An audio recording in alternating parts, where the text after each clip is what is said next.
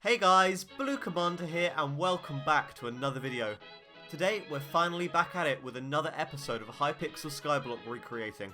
I've got a ton of awesome content to get into for today's video, so hopefully this will be the best episode yet.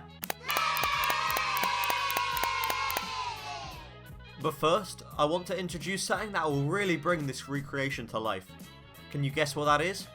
That's right, ladies and gentlemen. Today we're going to be downloading the Hypixel Skyblock worlds.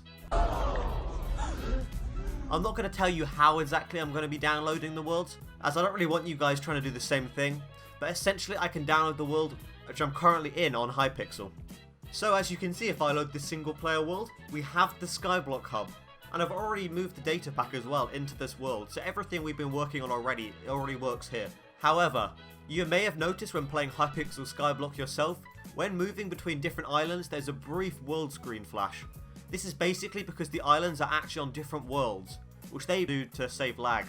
However, for our recreation we're limited to a single world, so we're going to have to compress all of these worlds into a single one. Luckily for most of the islands this is not an issue at all, because the hub world has a dummy version of them, which you can see quickly if I aspect the end. In fact, there's only 3 islands I can think of that this becomes an issue for. People's Private Islands, the Jerry Workshop, which is the temporary Christmas Island event, and the Deep Caverns. Why the Deep Caverns, you ask? Well, unlike all the other islands, it actually slightly changes when you move into the real Deep Caverns world.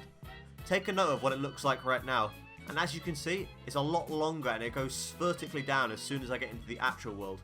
So to fix this, I've downloaded all of these worlds as well and used MC Edit to move them all into the same single player world. And boom! We now have all of these worlds. The teleport pads in the hub don't obviously work because I'll need to program them in later on, but temporarily I've added an admin book which I can use to teleport to different places in the world. The method I used to download the worlds actually didn't keep entities, so small details in this map, such as the hub map, the armor stands, and things like these haven't been moved over. Another time I have to search all of the Hypixel server worlds so I can actually recreate these and know where they are and what things they have. But currently I've done a couple of obvious ones, such as the hub map, this random sword here, the Taylor armor stands, and maybe some others I've forgotten, but that's basically it. If you guys want to help out and let me know any I haven't done yet, please let me know in the comments, as that will save me a ton of time looking for them. And obviously NPCs also haven't been moved across, as they aren't even entities which you can have in single player worlds. So even if they did, they wouldn't be here. So right now I'm going to try come up with my own way of recreating NPCs. So give me a minute, let's see what I can come up with. Okay, I've decided on how I'm going to be doing the NPCs. I'm basically going to be creating a custom model.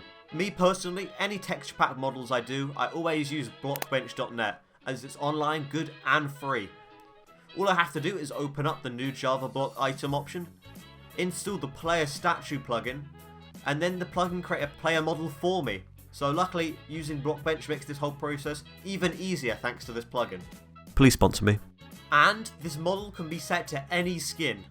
Unfortunately not automatically though, which basically means that I'm going to have to download every single NPC texture manually and add them as a texture and then a separate model. But after a lot of searching on the internet, I've come to the conclusion that there isn't really a documentation of the Hypixel skins they use for the NPCs, as, you know, nobody really uses them. I guess nobody has a need. What makes this so frustrating is the fact we can literally see the skin in Minecraft, but then I don't know anywhere where I can actually download them, which suddenly gave me a great idea. What we need to do is detect the NPC skin in Minecraft using a mod or something like that. Slight problem with that though is, one like it doesn't actually exist and I can't code mods. So actually, yeah, there's a big problem with this idea. However, I'm definitely not willing to give up. I'm 100% this is our best way of getting these skins if I can work out how to do this. And then it hit me. I can code a client instead of a mod. No, not a hack client, they suck.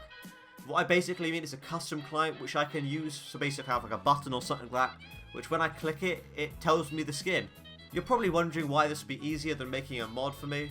Well, simple answer is, I've made clients before, and no, not hack clients, they suck. A few years ago I made a client called BlueCommander, which basically had useful mods for PvP. I never actually used it on Hypixel as I was so scared Watchdog would detect me, as I was pretty inexperienced with developing them, and I was worried I might have messed up the packets or done something that might have made me banned by accident. Rant aside, I quickly reinstalled the Minecraft Coders pack on my new computer, loaded it up, and I was ready to start recreating clients all over again. I already had a bit of an idea of how I was going to achieve this. I know from making data pack that each player has an encrypted URL attached to their skin. The plan was to make a button which, when clicked, copies the nearest player, or NPC in our case, to the clipboard so I can then load it up and download it to the resource pack. So let's get coding. Yeah, that's great. Cool, thanks for the help. So guys, I've managed to get it all working all by myself. In the pause menu, as you can see, there are two buttons. The one on the right we can ignore, as we don't actually need that until next episode, but this one on the left gets our NPC skin. And then if I go onto Chrome and paste, as you can see, we've got a URL to the skin. Now I just need to do this for every NPC. Be right back. I'm back, everyone, and I've finally completed it. So as you can see, if I just increment this number each time, it's a different NPC skin. But now I need to go around all over the world and place these. In addition to summoning the invisible armor stand, which has the model with it, I'm also going to have to go around and place the name underneath, and something which says right click, as all of the Hypixel Skyblock's NPCs have this, so you know. Be right back again. Way too many hours later. I can't believe I'm saying this, but I think our NPCs are done. They obviously don't have the functionalities yet, but we're going to have to make them later on. I've also added the non-player NPCs, such as this witch over here, for example. I also did a little bit of simple code, and as you can see, the NPCs now look towards the player, so long as they're within 5 blocks. It doesn't look quite as nice as the way Hypixel Skyblock have their NPCs look at players, but we have plenty of time for future improvements on this project. Talking of improvements, lots of you were quite disappointed that you had to use Optifine to be able to use this pack. Basically, if you don't remember, the reason why is because I used Optifine to make the minecart invisible without replacing all minecarts. But out of the genuinely weirdest coincidence ever, I was randomly searching for something on the Minecraft Commands Discord, and for some reason I came across a method of making minecarts invisible without Optifine, even though I wasn't even searching for anything like this. I tried it out, and sure enough, it works. So now guys, you can stop bullying me. Also, shout out to my man Misode for discovering this, or creating, I guess you could say. Oh, and since the last episode, I've also taken the time to update the pack to 1.15. So as you can see, I'm in the 1.15 version, and all the new Minecraft 1.15 recipes are also in the crafting table, as you can see. Anyway, I was thinking about what we should do next, and from the poll I took in my last video, you guys said you really wanted to see collections and custom items built. But before we can do that, I think it's worth setting up an actual island system. Currently, my Minecraft world has a single private island, which obviously can't be the case, so I need to decide how I'm going to do this. Okay everyone, I think I've decided what I'm going to do to be able to have multiple islands, and this news may either be extremely good for some people or quite annoying. As I've stated since the beginning of this series, I'm very conscious of the fact that some people will want to use this recreation to make profit or make a clone server. And yes, there are a lot of people doing that, and I've already been DM'd multiple times with people offering to pay for the recreation or for a high rank on their server for it. But I really want to emphasize that it's not like that. I purely want to have this for fun.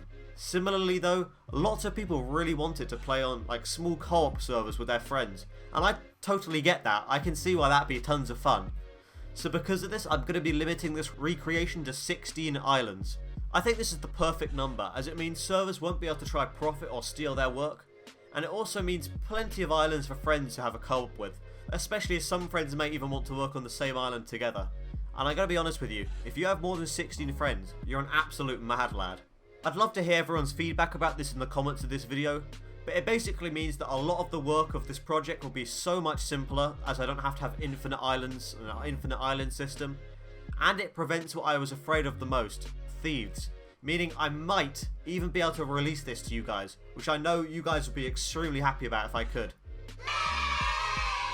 So I've created 16 teams and 16 island groups using the /team command. Hypixel has it so there's teams which are given names with fruits, but I'm going to be doing mine a little bit more obviously. Each of the 16 islands are going to be named after a colour, and if you join the island, which by the way there's still no official way of doing, because there's not an inviting system yet, but I can still use admin commands, so if I do that, it'll also show my colour in my messages, and also if I do tab. So it's very obvious which team you're a part of, and I think that way it'll increase island rivalries. I've also implemented a system to reset an island that completely kicks everyone from an island and also resets it to the default starting island. In the main menu, you can also use a new button to teleport between your island and the hub island. Or if you're a weirdo and use the main portals, you can also do that.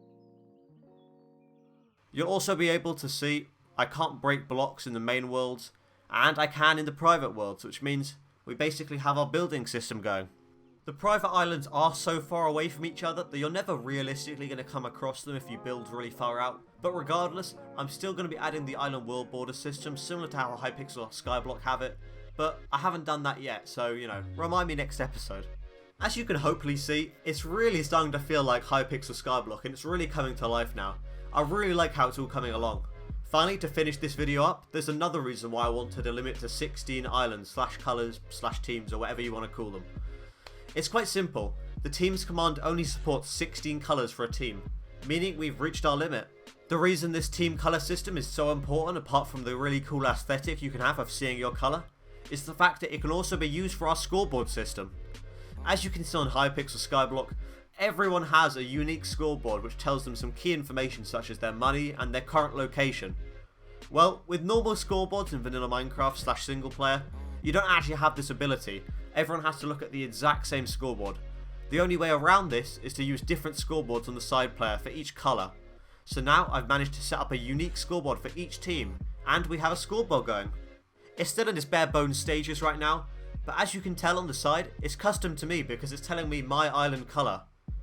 And if I change colour, it'll then tell me that colour instead. That's all for this video. Next episode we're going to be picking up on a lot of uncompleted things from this one, as well as starting some custom items and collections that you guys requested to see. We've left quite a few things from this video to work on next episode, and that's simply because we've started doing so many different sub-projects. I'm hoping to keep doing this as it keeps the series fresh and gives us a constant feeling of doing something different, if that makes sense. If you enjoyed this video, please leave a like and consider subscribing maybe, as you know it takes a couple seconds to do and really puts a smile on my face. I hope you have a lovely day and I'll see you all next video. Bye!